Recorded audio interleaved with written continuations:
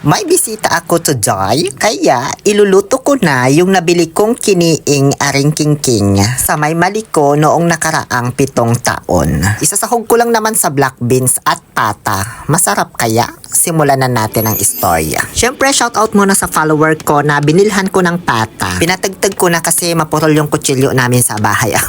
Maraming salamat po, madam. Paanang baboy pala sa harap yung binili ko ha, hindi pa sa likod. Kasi mapanghi yun, naiihian. Pero mas mura kaysa sa paa sa harap. Kinabukasan ko na pala to iluluto kasi nga ngayong araw din darating yung mga bisita ko. Kaya sakto, lutuan ko na lang sila nito. Magdamag daw pala binababad tong black beans. Nakalimutan ko ibabad kagabi. Kaya ang ginawa ko, binabad ko na lang sa mainit na tubig. Para bumilis yung paglambot. Ewan ko kung tama tong ginawa ko. Kaya first time ko man iluto, bahala na.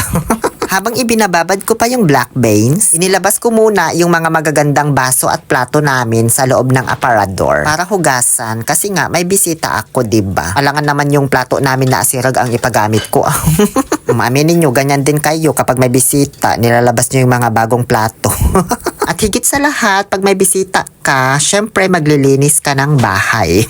Tamang-tama, dumating na rin yung in-order kong cortina from La Vie Home Decor. O syempre, kakabit ko din to. Magpapalit ako ng bagong cortina. Kasi tignan nyo man yung cortina namin. Asirag-sirag lang. 8 years na yatang din napapalitan yan.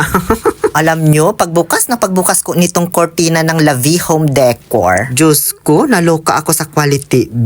Hindi pala ito basta-basta. Yayamanin talaga yung itsura, guys. As in. Parang gusto ko tuloy gawing gown. Di ba may content creator na ginagawang gown lahat ng mga cortina? Paturo kaya ako sa kanya. Ano? Makapal yung tela, pulido yung mga tahi. Ang ganda. Napaka-elegante tignan. Kaya ang pinakamasasabi ko lang talaga sa cortina na to, hindi siya basta-basta. Ilalagay ko yung link sa comment nitong kulay ng na-order ko. Pero i-browse nyo din yung mismong account nila sa Orange app at Black app. La Vie Home Decor. Kung gusto nyong pumili pa ng ibang kulay at ibang mga designs. Maa-amaze talaga kayo pag na-receive nyo to. Hindi nyo pagsisisihan. At ayan nakabit ko na lahat. From this to this. Ay, may isa pa palang bintana. Muntikan ko na tuloy makalimutan. O siya, okay na yan. May panali pa yan, na napaka-elegante din. Parang kwintas ng mayamang kontrabida ba? Pagkatapos kong maglinis ng bahay, ngayon ay ipiprepare ko naman na ang mga ingredientes na gagamitin ko sa pagluluto ng pata with black beans and kiniing. Naghiwa lang ako dyan ng luya, konting bawang at sibuyas para sa mga gagamitin kong aromatic expressions. Pagkatapos ay binuksan ko na rin tong kiniing or kiniing kung anumang pag-pronounce nila dito. Vacuum sealed naman ito kaya kahit matagal ko nang nabili, hindi basta-basta nasisira. Sabi nila, pampa-enhance lang daw to ng lasa nung lulutuin mo. Hindi ito yung mismong kakainin ba, ganun. Kaya yung isang piraso lang ang hiniwa ko, bali 3 kasi laman ng isang paketi. Alam nyo, habang hinihiwa ko pa lang to, amoy pa lang alam kong magugustuhan ko na. Kaya tumikim ako ng isang hiwa. Diyos ko, ang sarap be. Ganito yung paninda ko sa Saudi na smoke roast beef. Namiss ko talaga yung ganitong lasa ng karne as in. Kaya ang ginawa ko, ayan, dinagdagan ko pa, naghiwa pa ako ng kalahati man.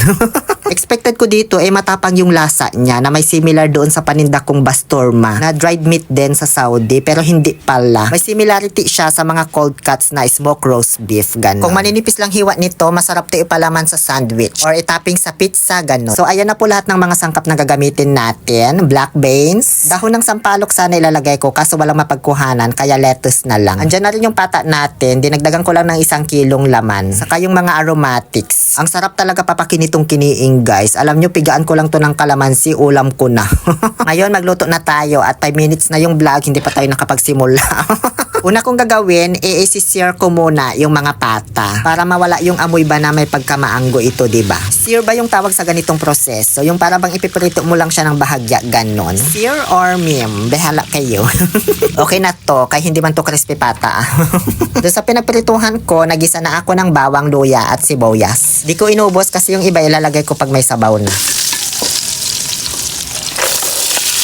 Ginisa ko yung black beans kasi gusto ko. Luto ko naman to. Saka ko na nilagay yung karne ng baboy pero hindi pata ha. Isang pata lang kasi yung nabili ko. Idadagdagan ko pa sana ng isa kaso naubusan na nung bumili ako kanina. Kaya ayan na lang. Saka ko naman na inilaglag yung mga senior ko hindi miname na pata. Tinimplahan ko na rin habang ginigisa ng asin, paminta at patis. Nilimitahan ko lang yung paglagay ng asin kasi malasa na yung kiniing. Yun kasi turo sa akin sa comment section. Hinilo-hilo ko lang yan hanggang sa magisang maigi, saka ko na sinabawan nang naaayon sa aking kagustuhan. Hindi ko na inantay kumulo, nilaglag ko na rin agad yung mga natirang aromatic expressions at yung pinaka-importanting sangkap sa lahat, ang kinoong or kiniing, aring king. Para dire-diretso na be, wala nang abala. Tinakpan ko na lang at pinakuluan ng matagal hanggang sa tuluyan ng lumambot yung pata. Sa kalagitnaan ng pagpapakulo ko, tinikman ko muna syempre. And yes, hindi ako binigo, masarap talaga. Bagay na bagay yung kiniing. Yung amoy usok niya, nagtanggal ng lansa. Yung kung ano mang amoy meron yung pata. Pinakuluan ko lang yan ng pinakuluan at minsan nagdagdag pa ako ng tubig kasi nga sa sobrang tagal ng pagpapakulo ko nag-evaporate na. Nung malambot na yung pata, parang katawan ko lang, inilaglag ko na yung huling sangkap, ang pechay bagyo. Pechay bagyo ba tawag dyan? Tinakpan ko para malanta. Tapos pinatayan ko na ng apoy, tapos pagbukas ko, gaya na yung itsura. Luto na yan, be. Antayin ko na lang yung mga kakain nito, kasi mamayang dinner pa daw sila darating. May nauna nang dumating si Doms. Yung iba mamaya pa daw gabi. So ayun, kumain na muna kami kasi nagutom na rin ako, di pa ako nagla-lunch. Pero di pa namin inulam yung pata, mamaya na yun. Pag andito na silang lahat. Kinagabihan, ayan, welcome to our humble home. Dumating na ang ating mga panauhin, kaya ihanda na ang mga kubyertos. At may dala pa silang tinapay para sa akin, galing bake shop. O syempre, alangan naman sa barbershop manggaling yan. Nag-aklo na kami ng nanay ko para makakain na kami. Tamang banding lang ba at kwentuhan kasi matagal ko ng kaibigan tong mga to. Ngayon na lang din ulit kami nagkita-kita. Shoutout po sa inyo, Trio, Kuya Dasher at Kuya Alvin. Hindi ko na i-shoutout si Doms kaya ilang beses naman na siyang nakikita sa vlog ko.